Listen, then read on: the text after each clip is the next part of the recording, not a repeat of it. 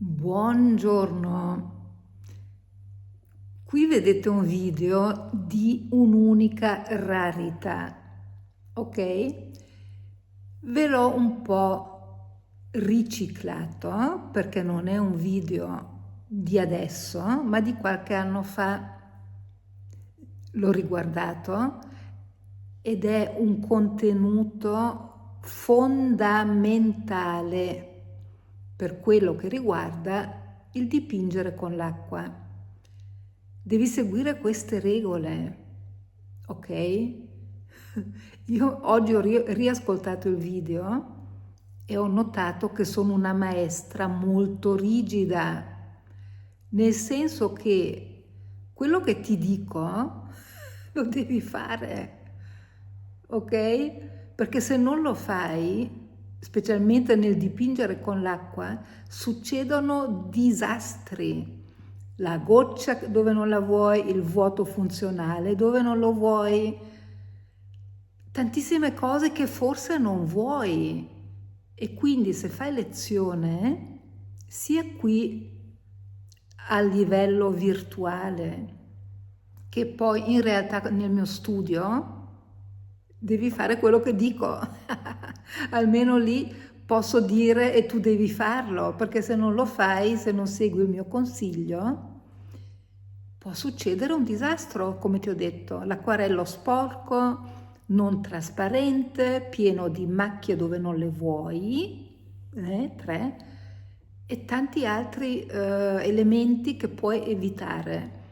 In questo video vedi una signora che dipinge e fa diversi errori.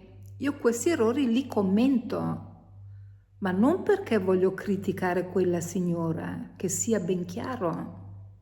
Li commento perché tu puoi evitare questi errori se vuoi applicare la tecnica del dipingere con l'acqua. Quindi sappi che sono severa, molto severa. Ascolta il video e segui i consigli. Ok, qui vediamo di nuovo la stesura piatta, no? Con il raccoglimento della goccia finale. E nella parte superiore vedi che non è tanto uniforme. Qui nella parte verde ancora peggio.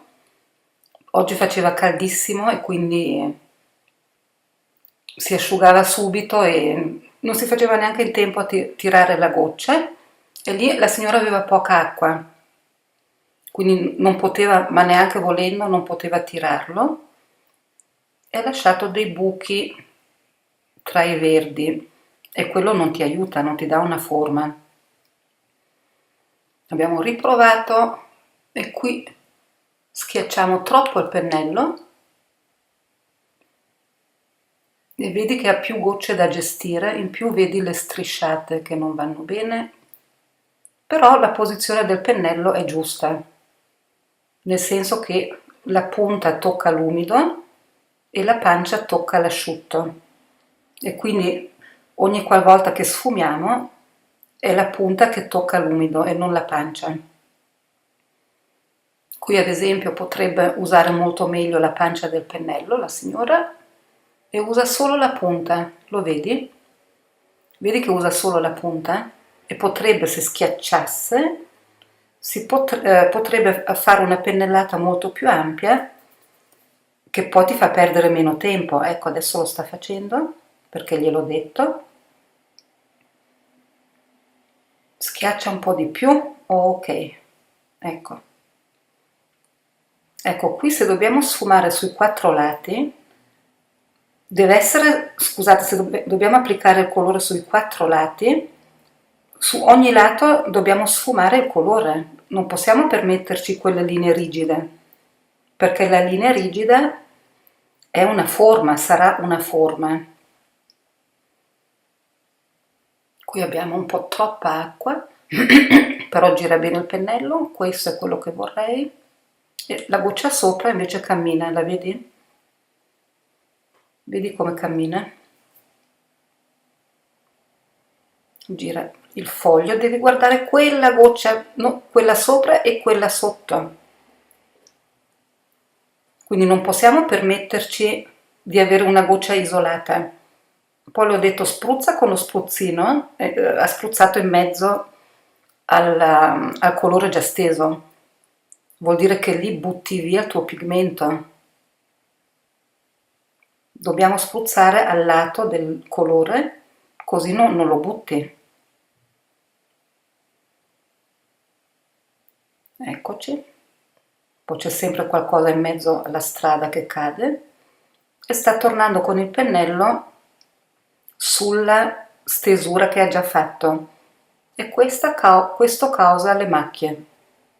E adesso spruzzate incontrollate, come succede spesso nella fusione, invece le devi controllare e mai in mezzo alla stesura, sempre di lato. Anche qui abbiamo steso bene il colore con tantissime macchie, non ha controllato la goccia.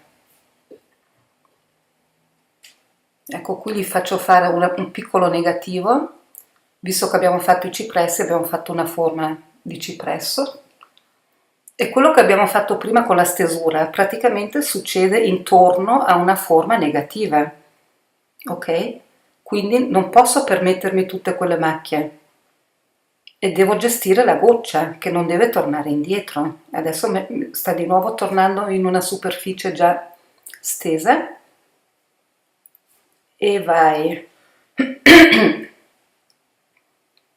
Vedi, intorno al cipresso deve essere sfumato. Sfumato, adesso non controlla più lo spruzzino. Qua invece quelle 3 strisciate di gocce potevamo unirle, sempre con lo spruzzino, però c'era troppa roba da fare e non l'abbiamo fatto, ma delle volte sta anche bene quando il colore striscia giù così. Qui stiamo premendo troppo il pennello, ha tante gocce da gestire, il cipresso avrà concorrenza dalle macchie, quindi non è lui il protagonista, sarà la macchia intorno, ma se ti piace la puoi anche lasciare. Ecco, adesso questa è la tecnica per gestire 2 gocce. Qui invece ha spruzzato troppo vicino all'elemento e così ha rotto la forma. Ok? Devi spruzzare fuori o lontano dall'elemento, non vicino all'elemento. Qui faccio fare fusioni e qui il blu non si sta mescolando con il giallo e praticamente è la goccia che lo fa mescolare. Se tu non hai la goccia, il colore non ha strada, non può camminare.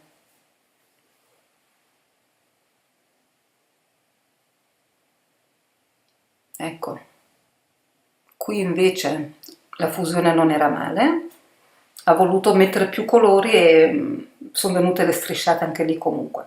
Qui spiego positivo, negativo e negativo colorato con la sfumatura. Ed ecco il trucco che vi dicevo prima. Ho fatto dei piccoli pezzi di quadrato con la gommina.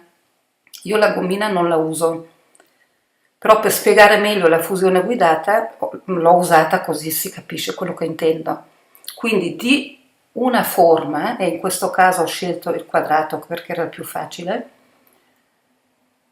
tengo dei vuoti funzionali che in questo caso ho protetto con la gommina. Fondo il colore e quindi la mia attenzione è la fusione, ok? Non è il soggetto, che in questo caso è il quadrato, poi è il tuo paesaggio, il fiore e tutto quello che vuoi. Questo solo per spiegare in modo più semplice.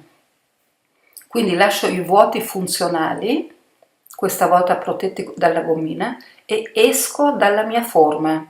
Non sto dentro il quadrato, ok? Esco dalla forma, vedi come esco?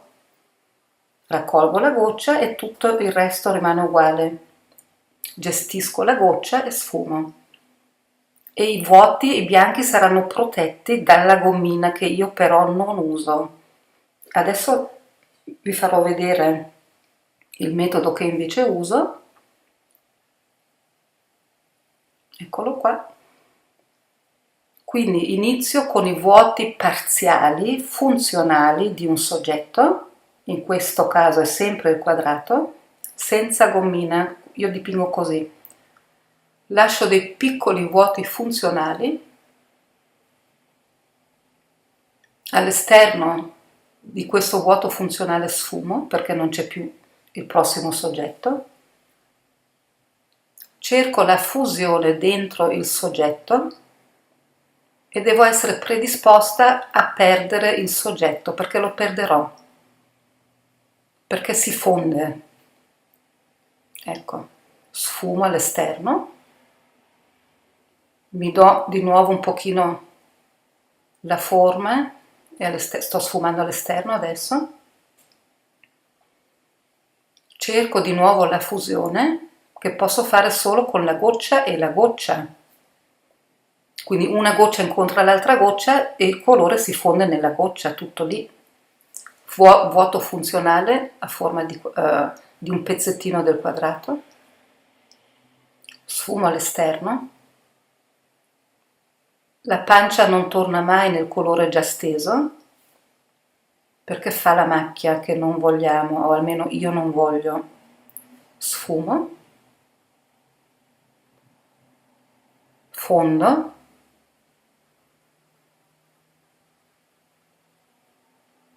Perdo la forma, quindi esco dalla forma.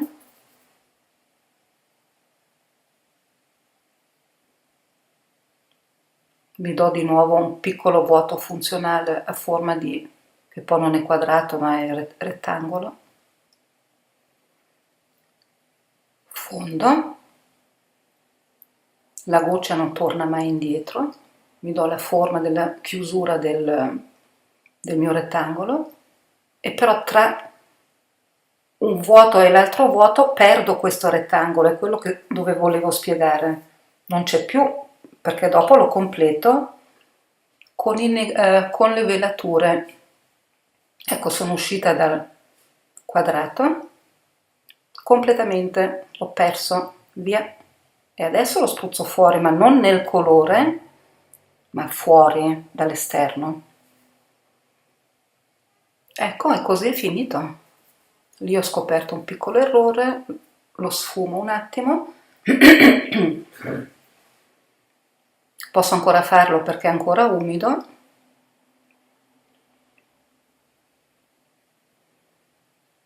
E lo sfumo. Quindi l'occhio percepisce la forma anche se la forma non c'è, è quello che voglio cercare di trasmettere. Perché l'occhio fa la forma da solo dopo, no? Non è che gli devi dare tutta la forma. E qui si vede un po' meglio. C'è e non c'è, quindi è molto integrato. Adesso vediamo gli esempi di fatica, grande fatica oggi. Quindi questa signora, ad esempio, ha troppa acqua. Vedi che non mi sta facendo la fusione nell'elemento. Praticamente mi sta portando in giro un po' di acqua sporca. Quella non è una fusione. Ecco, qui c'è un piccolo vuoto funzionale. Appoggia male il pennello perché la punta non è vicino al soggetto ma accosta il soggetto e questo non va bene perché ti rovina la superficie. Non collega quel goccione che c'è lì, non lo sta collegando. Gliel'ho detto, vediamo se ha coraggio. Sì, un po' di più per favore, un po' di più. Ok, eccolo. Quanta paura un pennello, eh?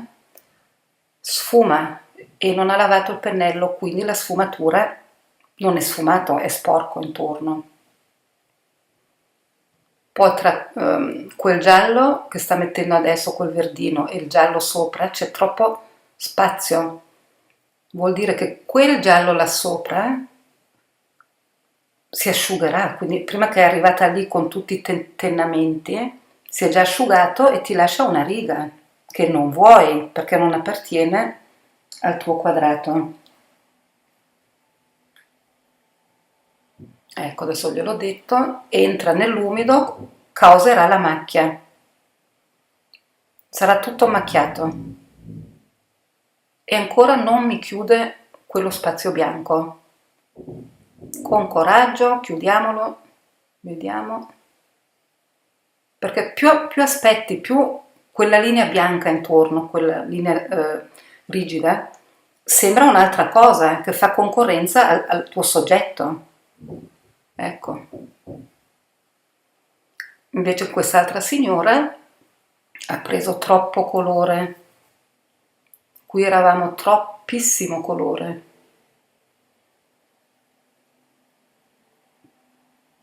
E quindi resta dentro la forma e non riesce a sfumare. Questo è il mio esempio che ho fatto io. Qui un altro tentativo della signora e vedi che è macchioso perché non abbiamo gestito la goccia e invece dovevamo gestirla. Io intanto dico già ciao. Ecco qui vedi il mio elemento finito, quindi ho fatto la fusione, ho fatto le finiture, quindi quello che ho perso prima, vedi che l'ho fatto con una velatura, ho completato la mia forma, lo vedi nella parte sotto a sinistra, nella parte sopra a destra e sopra a sinistra pure. E qui vedi la fusione del soggetto pulita e senza macchie, che sarebbe il mio obiettivo. Grazie a tutti e ciao, adesso lo dico meglio, prima mi era sfuggito il video, ciao.